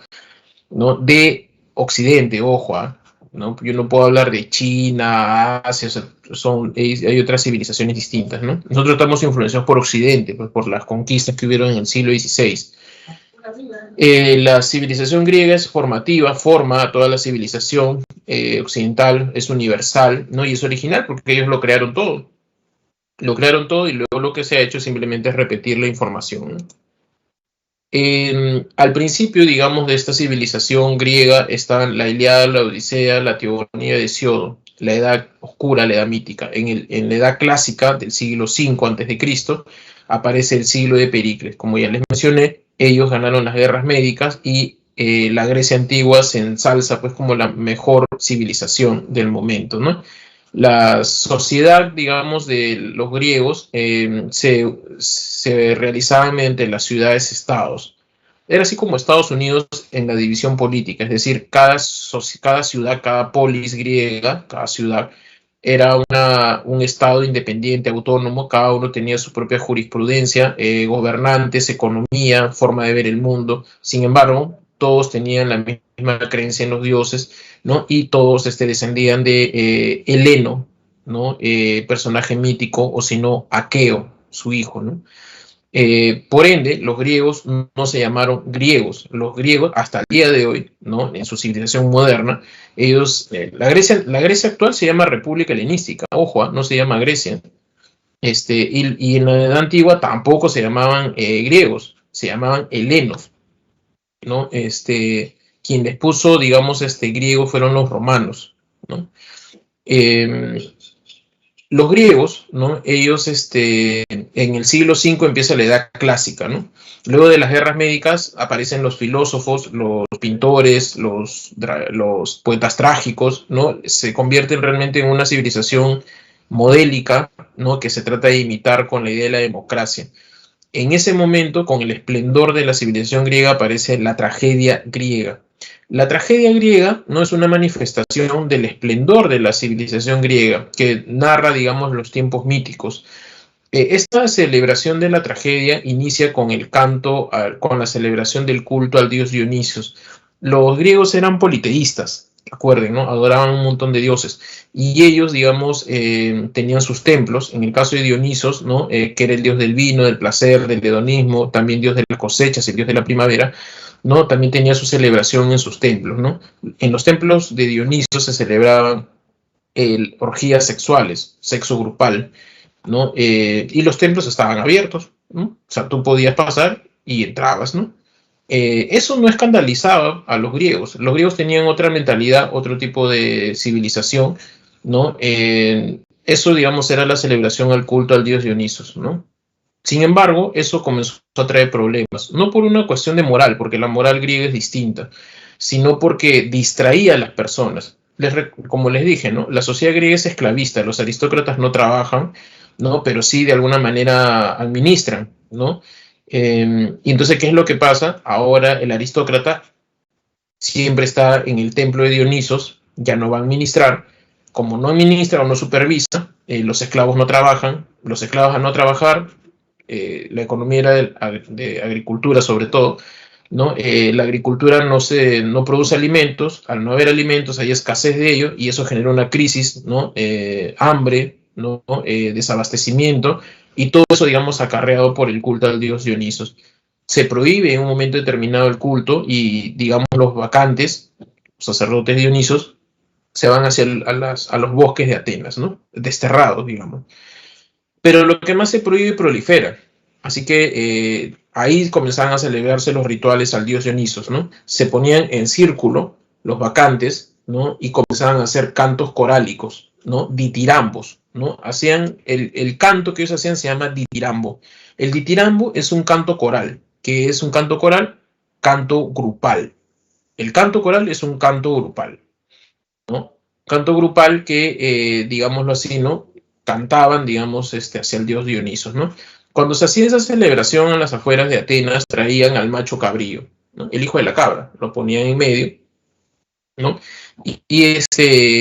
Libando licor, ¿no? Y comiendo flor de loto, que era la droga del momento, ¿no? Estaban embriagados y totalmente drogados, y ellos veían en sus alucinaciones que Dionisos descendía del cielo, del Olimpo, del cielo, y se encarnaba en el macho cabrío, ¿no? ¿Qué es lo que ustedes ven ahí, no? Más o menos así, ¿no? Como un fauno, ¿no? Por decirlo de alguna manera, ese era el macho cabrío, ¿no? Mitad cuerpo, digamos, de hombre, mitad cuerpo de chivo, ¿no? Y danzaban y cantaban con el macho cabrío que había adoptado formas humanoides, digamos, ¿no? Y fornicaban con el macho cabrío, ¿no? Todo era grupal, ¿no? Una vez que les pasaba la embriaguez y la droga, digamos, ¿no? El macho cabrío había vuelto a ser animal, digámoslo así, ¿no? Ahora eso había acarreado más problemas, porque ahora la gente que antes entraba al palacio dentro de Atenas, como ya se había prohibido, ¿no? Ahora viajaban hasta el bosque, peor todavía, o sea, más tiempo, no administraban nada, ¿no? Era todo peor, ¿no? Entonces Pericles, de forma inteligente, decide ingresar nuevamente el culto al dios Dionisos a Atenas, clásica, a Atenas, y entonces esto, digamos, se vuelve como una especie de misa, liturgia, ¿no? Y solamente se va a dar como lo que originalmente, o mejor dicho, características, ¿no? Canto y danza, ¿no? Pero ya no bebían licor, ya no había orgías sexuales, ¿no? Sino que era canto y danza. Construye un anfiteatro donde los vacantes ahora van a escenificar, van a cantar y danzar, digamos. Se va a celebrar una vez por año, en la entrada de las cosechas, en la entrada de la primavera europea, ¿no? La celebración del culto al dios Dionisos, ¿no? Entonces, digamos, se celebra de esa manera, ¿no? Y parece una misa. Con el paso del tiempo se comienzan a hacer concursos de tragedias, ¿no? Y de pronto los vacantes, ¿no? Ellos cantan y danzan, ¿no? Ellos forman lo que se conoce como coro. El coro canta y danza. Cada integrante del coro se llama coreuta, ¿no? Cada coreuta, ¿no? Canta y danza. Poco a poco de ellos alguien va tomando protagonismo y este protagonista se llama corifeo, ¿no? El corifeo poco a poco comienza a tener mayor diálogo, o sea, ya no canta, ahora dialoga, interpela, reflexiona, ¿no? Por eso corifeo es el que responde, el que habla, digamos, ¿no? Quien financia toda la tragedia griega se llama Corega, ¿no? Corega es el que financia toda la tragedia griega. La tragedia griega en el siglo V a.C. comienza a tener todo su esplendor, comienzan a hacerse concursos y de pronto aparece Esquilo y le da toda la, digamos, la imagen de lo que tú conoces actualmente como teatro, ¿no? Porque él dice ya, canto y danza, el corifeo habla, ¿no? Pero quiero que tome mayor protagonismo, quiero que dialogue más, quiero que tome una historia. ¿Cómo hago para que se convierta en un teatro moderno? Reduce la participación del coro. Es decir, la obra, ahora ya no hay danza y ya no hay canto. Ahora es una puesta en escena, el protagonista habla, interpreta un papel, pero este tiene que dialogar, pues. Dialoga con el coro, ¿sí? Pero introduce a un segundo actor, Esquilo. Entonces ahora esos dos actores comienzan a dialogar y comienzan a hacer la ficción, ¿no? O la historia, digamos, de aquel momento, ¿no? Luego viene Sófocles, que gana concursos de tragedias e ingresa un tercer actor, ¿no? Y así, ¿no? En ese momento Aristóteles estudia el fenómeno de las tragedias y considera que la tragedia, pues, es por excelencia, ¿no? Digamos, la representación de los griegos, y dice que la tragedia, su función principal es la catarsis, ¿no? La purificación del alma, ¿no? Bien. En el caso de Sófocles, ¿no? Ahí encontramos que él, como les dije, incrementa 3 actores, ¿no? Desarrolla mucha acción dramática, ¿no? Hay mayores diálogos, por eso hay también mayor acción dramática, y hace un solo acto, ¿no? Porque Esquilo era un dramaturgo que le gustaba hacer 3 actos, ¿no? Pero en este caso, Sófocles solo hace un acto justamente para intensificar la acción dramática, ¿no?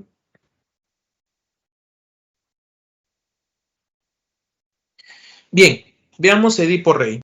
Edipo Rey, género dramático, especie de tragedia, ¿no? De Sófocles. La obra empieza cuando él está asolando una peste en la ciudad de Tebas, ¿no? La peste que asola Tebas y que tenía como rey a Edipo. Para los ciudadanos griegos antiguos, ellos consideraban que si había una peste, una inundación o lo que sea, o una guerra, todo eso era castigo de los dioses. Entonces ellos van al palacio de Edipo y le dicen a Edipo que le diga a los dioses quién es el culpable que está originando esta peste. Edipo entonces manda a su cuñado Creonte, ¿no? Al oráculo de Delfos, ¿no? Que digamos era quien decía todo ese tipo de cosas, ¿no?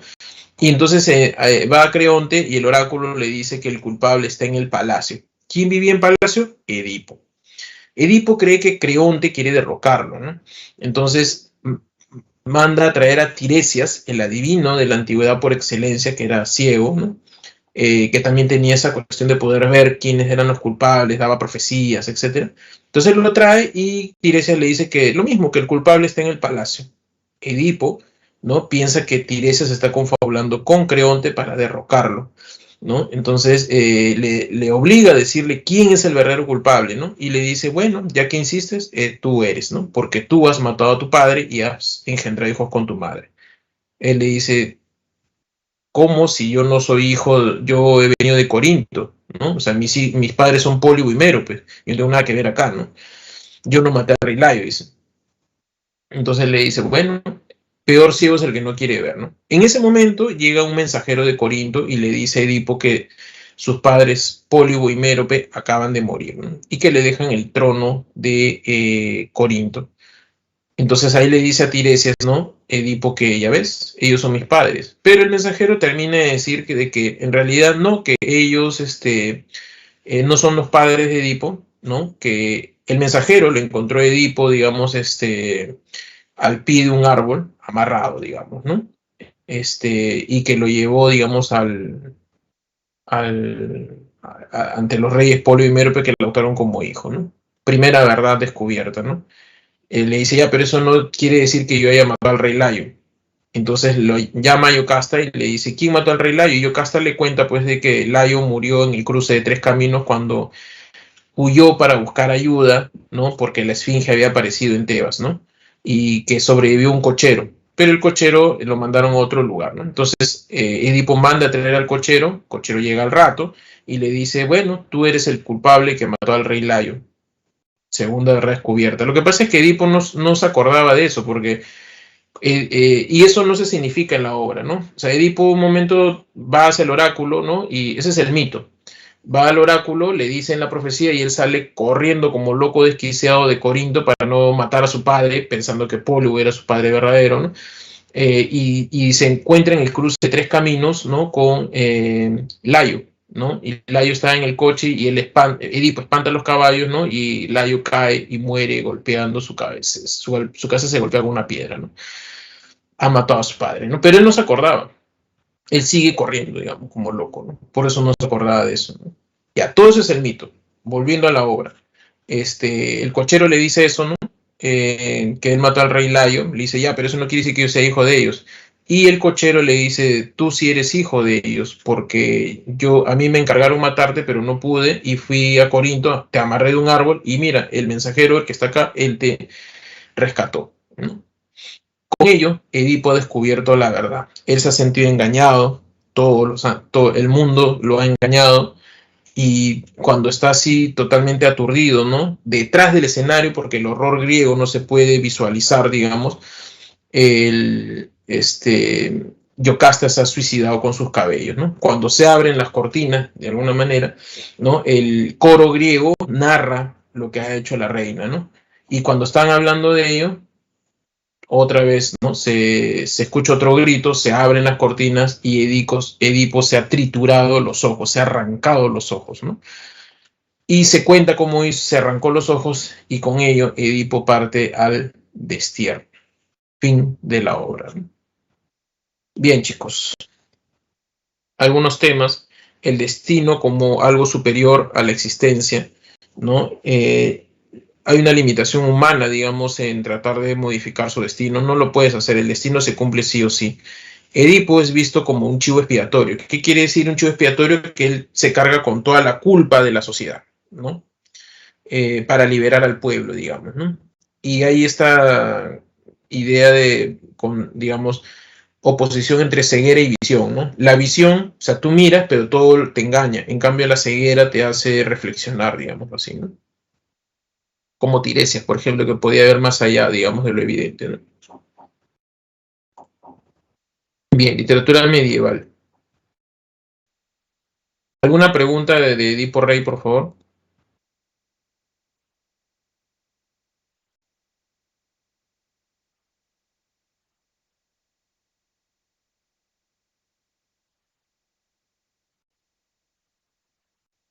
¿Todo claro?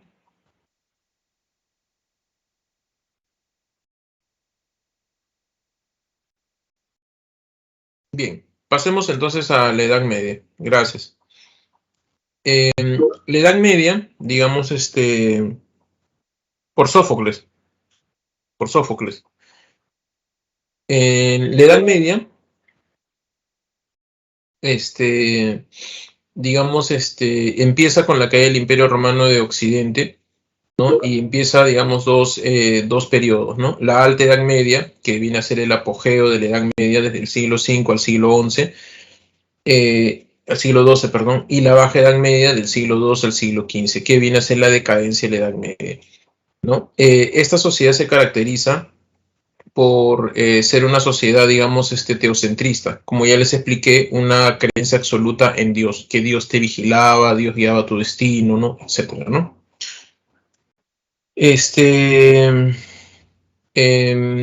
Luego, ¿no? Quien cuidaba, digamos, esta creencia era la Iglesia Católica, ¿no? Y la Iglesia Católica utilizaba la lengua del latín, ¿no? La lengua romana, ¿no? Como escritura oficial, ¿no? Si tú querías escribir, digamos, un texto, un tratado de filosofía, tenía que ser en latín, todos los textos religiosos estaban en latín, ¿no? Etcétera. La economía que mueve, digamos, la Edad Media es la feudalista, ¿no? El feudalismo viene de la palabra feudo. Feudo significa parcela de tierra, ¿no? Cuando tú tenías más tierras, más poder tenías, ¿no? Y así surge el señor feudal y el vasallo. Este señor feudal, poco a poco, al tener más tierras, se va a convertir en un pequeño rey, en un reyesuelo, y luego va a dar pie a los reyes del siglo XVI, XVII y actual, ¿no? Que puede, digamos, ellos son propietarios de muchísimas tierras, ¿no? y en sus tierras hay gente que trabaja para él, ¿no? ¿No? Y para que el pueblo no se, digamos, no se le levante, ¿no? O sea, haga una insurrección, el señor feudal tiene vasallos que lo protegen, ¿no? Eso, digamos, así empieza, digamos, ¿no? Esta idea de los reyes, ¿no? El latín luego va a dar pie a lo que son las lenguas romances.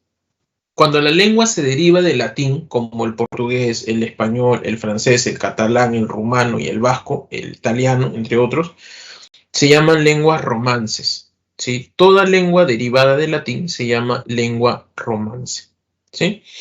Ahora bien, también existen otras lenguas que no se derivan del latín, el holandés, el inglés, el ruso, el sueco, etc. Son lenguas que no se derivan del latín. Entonces, cuando estas lenguas que no se derivan del latín, con las lenguas romances, a todo en conjunto se le llama lenguas vulgares, ¿sí? Las lenguas derivadas del latín, o sea, se llaman lenguas romances, pero estas romances con o las otras lenguas que no se derivan del latín, todo en conjunto se llaman lenguas vulgares. La literatura de ese momento se desarrolla bajo el género épico y el género lírico. El género épico desarrolla el cantar de gesta. En el principio de los tiempos se hacían, digamos, epopeyas. Las epopeyas se caracterizan por contar el origen del mundo, como es la teogonía de Hesíodo, que explica, ¿no?, el origen del caos, ¿no? El Génesis bíblico es una epopeya porque te dice cómo se creó el mundo. El Bhagavad Gita, ¿no?, la guerra de los dioses, el Ramayana, el Corán, todos son textos míticos, ficcionales, ¿no?, que te explican el origen del mundo, ¿no? El poema Gilgamesh, ¿no?, los relatos egipcios, ¿no?, etc., ¿no?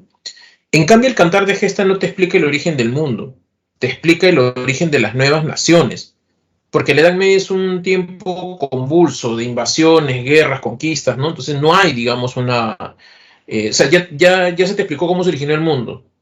Es para que te van a explicar eso. Lo que te explican es cómo se originan estas nuevas naciones, ¿no? Y por eso aparece el cantar de gesta. Gestar una nación. El cantar de gesta canta hazañas de héroes populares, ¿no? El poema Mío Sí, ¿no?, canta las hazañas de Rodrigo Díaz de Vivar, el cantar de Roldán, la muerte de Roldán en Roncesvalles, ¿no?, el cantar de Guillermo, de las tropas de Carlomagno, el cantar de Igor, que es el cantar de los rusos, ¿no? Y esto es cantado por juglares. La educación en ese momento era un privilegio solo de los reyes, ¿no? El juglar, todo el pueblo en general era analfabeto, ¿no? El juglar era alguien del pueblo que no tenía educación, que solo cantaba, digamos, cosas, o sea, cantaba estas historias para ganarse la vida, ¿no? Y también aparece el género lírico en la manifestación de la poesía amorosa, ¿no? La poesía amorosa es cantada por el trovador, ¿no?, por el trovador que surge de Francia, ¿sí? Bien. En la Baja Edad Media aparecen estos tres grandes, ¿no?, que el pensamiento que ellos tienen va a dar pie, digamos, a lo que es el pensamiento moderno, ¿no? Dante Alighieri con la Divina Comedia, Petrarca con el Cancionero y Giovanni Boccaccio con el Decamerón, ¿no? Bien, con la caída del Imperio Romano de Oriente, Constantinopla, Bizancio, ¿no?, empieza estos tres periodos, ¿no? Un periodo renacentista, donde ahora el ser humano sí es importante, ¿no? Por eso es antropocentrista. El ser humano es tan poderoso que puede retar a Dios. Luego viene el vacío religioso del barroco y por último el racionalismo, ¿no?, de la Ilustración. Esto lo vamos a explicar mejor en literatura española, ¿ya? Así que no se preocupen, porque en español vamos a ver también esta parte, ¿sí? La Edad Moderna, digamos, en el Renacimiento hay una vuelta a los clásicos, como ya les conté. Hay un reto, se reta a Dios, tanto así que se da la Reforma Católica con Lutero, donde se niega, digamos, la divinidad de Cristo, la Virgen María no es virgen, no existen santos, solo existen dos sacramentos, el bautismo y el matrimonio, el resto para sacarte dinero.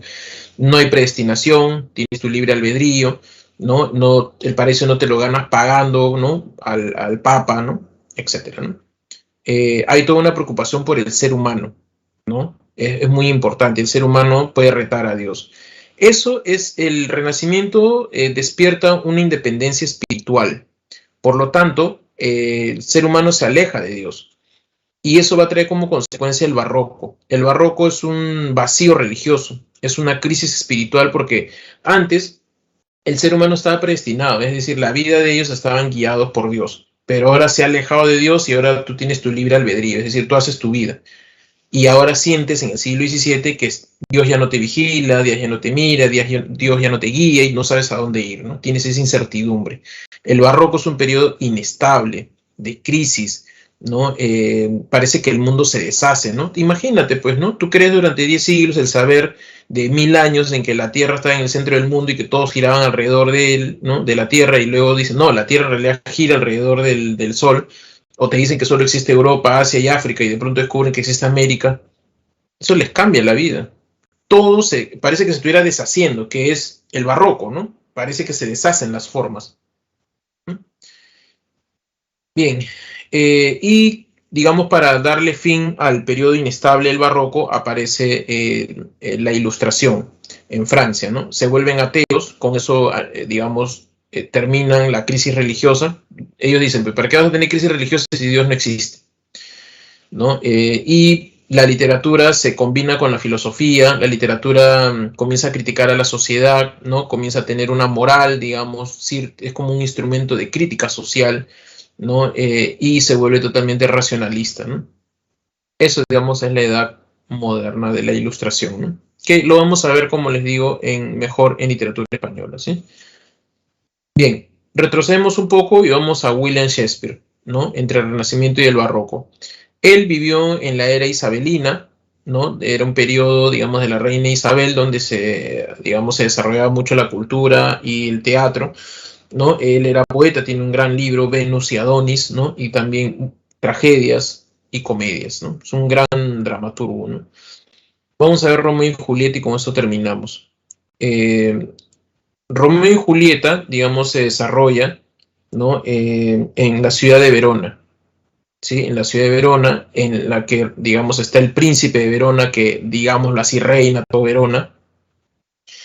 Ahí están dos familias, los Montesco, donde está Romeo Montesco, y está su primo Benvolio y su amigo Mercucho, y está Julieta Capuleto con su primo Tebaldo, ¿no? Y luego también va a estar ahí el conde Paris, ¿no? El pretendiente de Julieta.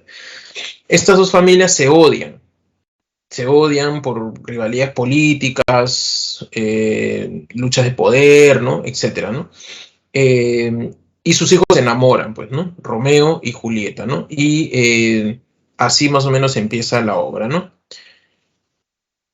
La obra se inicia cuando empieza, ¿no? Cuando los tantos se odiaban que hasta los sirvientes se peleaban cuando se encontraban en la calle, ¿no? Están peleándose los sirvientes y aparece el príncipe de Verona diciendo que si esto no se soluciona va a acarrear graves problemas, ¿no? Luego aparece la escena donde Romeo está triste en su cuarto, ¿no? Porque la amada, ¿no? Su amada, su amor de toda la vida, Rosalía lo ha dejado porque Rosalía se ha vuelto monja, ¿no? Lo ha dejado, ¿no? Y él se siente triste, ¿no? Romeo considera que es el amor de su vida. Romeo tiene 14 años, ¿no? Llega Benvolio, su primo, ¿no? Y le dice que hay que divertirse, ¿no? Y salen a la calle, ¿no? Y ahí los sirvientes de los Capuletos están dando pases para la fiesta de máscaras que van a hacer los Capuletos. Benvolio recoge unos pases y le dice a Romeo para ir, y Romeo dice, no, pues esa familia me odia. No importa, vamos a ir enmascarados. Va Romeo con Benvolio y Romeo está aburrido, ¿no? Aburridísimo en la fiesta hasta que aparece Julieta y la ve y se enamora perdidamente, amor a primera vista. Él dice, es el amor de mi vida, ¿no? Julieta tiene 12 años, ¿no? Se acerca, le da un beso en la mejilla, Julieta digamos, le replica por qué lo ha saludado así, si ella ni siquiera lo conoce, entonces le pide que le devuelva el saludo, ¿no? Entonces Romeo, ¿qué hace? Le devuelve el saludo y le da un beso en la boca. Fin del primer acto, ¿no? Segundo acto. Segundo acto. En el segundo acto se da la escena del balcón, ¿no? Julieta está anonadada, ¿no? Y bueno, comienza a tener un diálogo lírico diciendo que también siente algo por Romeo, que lo ha visto, ¿no? Etcétera. Y Romeo está debajo del balcón, entonces comienza todo este diálogo lírico, amoroso entre ellos, ¿no? En eso, Julieta le dice pues que se case con ella, ¿no? Y entonces Romeo acepta, ¿no? Y Fray Lorenzo, ¿no? Los casa en el matrimonio secreto, ¿no? Fin del segundo acto. Tercer acto, están en la plaza pública, ¿no? Y en esta plaza pública está caminando Romeo con su amigo Mercucho. Aparece Tebaldo, el primo de Julieta, y le recrimina el por qué ha ido a la fiesta de máscara, que eso ha sido una ofensa para su familia. Él lo ha reconocido, ¿no? Entonces le dice algunas cosas, ¿no? Y Romeo no le hace caso, pero Mercucho sí. Y se pone a pelear Mercucho y Tebaldo. Tebaldo termina matando a Mercucho. Este, entonces, al matar a Mercucho, recién Romeo reacciona y lo mata a Tebaldo, ¿no? Llega el príncipe de Verona y lo manda al destierro, a otro lugar, a Mantua, ¿no? Fin del tercer acto. Cuarto acto, Julieta está triste y la familia cree que ella está triste por su primo, porque ha muerto. Pero en realidad está triste por Romeo. Entonces la familia dice, bueno, hay que casar entonces a Julieta, pues, ¿no? Para quitarle la tristeza, ¿no? Entonces la van a casar con su pretendiente, el conde Paris, ¿no? Julieta va donde Fray Lorenzo, quien los había casado, ¿no? Y les dice, pues, le dice que lo ayuden, ¿no? Entonces Fray Lorenzo organiza un plan. Dice, bueno, voy a darte un narcótico para que te duermas profundamente y pareciera que estés muerta. Y con ello tu familia te va a enterrar. En realidad no la entierran, la ponen en el mausoleo, ¿no? Y yo le voy a avisar a Romeo para que regrese, ¿no? Y te salve de ahí y te saque de ahí y vivan felices lejos de aquí, ¿no? Bueno, le da el narcótico, efectivamente, se duerme tan profundamente que la familia cree que está muerta, ¿no? Eh, el mensajero que manda Fray Lorenzo nunca llega a Mantua, Romeo se entera por su cuenta de que Julieta al parecer ha muerto, entonces él decide retornar a Verona. Antes de ello compra un veneno y regresa a Verona. En Verona, Romeo va directamente al cementerio, ¿no? Y en el cementerio se encuentra con el conde Paris, que había ido a ver a su exnovia, digamos, ¿no? Que nunca fue su novia, pero bueno. Y se pelean y Romeo mata al conde Paris, ¿no? Entra al mausoleo, ¿no? Y ahí, digamos, lo que ocurre es que ve a Julieta y piensa que está muerta, ¿no? Entonces, ¿qué hace? Toma el veneno que había comprado y muere. Cuando muere, Julieta se despierta, ¿no? Y, digamos, piensa, bueno, ve que Romeo está muerto, ¿no? Entonces agarra el puñal de Romeo y se incrusta en el vientre y muere. Cuando mueren ambos jóvenes, llega la familia de ambos, ¿no? Y se dan cuenta que sus hijos se han suicidado, ¿no? Y deciden ya no pelear porque todo lo que han acarreado, ¿no? Llega el príncipe de Verona, hace que estén en paz, ¿no? Y eh, la obra termina diciendo pues que van a hacer una estatua en conmemoración de sus hijos, ¿no? Fin de la obra, ¿no? Bien, para terminar, bueno, esto ya está. El estilo, gran riqueza poética, no se olviden el tema, el amor y pasión juvenil, ese es el tema. Está muy cargado de figuras literarias, ¿no? Y está escrito en verso y prosa. Bien, ahí están las claves, chicos. A ver, copien rápido, por favor, porque ya acabó la hora.